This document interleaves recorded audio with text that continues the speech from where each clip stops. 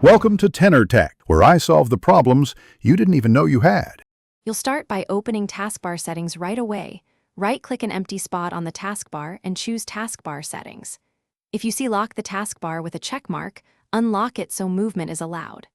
Once the Settings panel opens, locate Taskbar behaviors. This is where Position options live. Make sure you're using an account with admin or standard permissions that allow personalization. Otherwise, the position control might be grayed out. Now, in Taskbar behaviors, expand position on screen and pick left or right depending on your workflow. You're moving for space or vertical height. Once chosen, the taskbar repositions immediately, so test with a few app windows to confirm icons and toolbars behave. If icons overlap or jump, try toggling auto hide or reducing icon size to keep everything visible. Make sure to relock the taskbar if you prefer a fixed layout, so accidental drags won't move it again.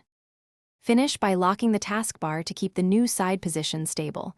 Right-click and select Lock the Taskbar. If it refuses to move, restart Windows Explorer via Task Manager or sign out and sign back in, as that refreshes shell settings. If icons overlap after the move, change icon size or enable auto hide to reclaim space. If problems persist, check for display scaling or multiple monitor settings. Resolving those usually fixes alignment issues and keeps the taskbar predictable. Thanks for watching. Subscribe to keep your life in tune.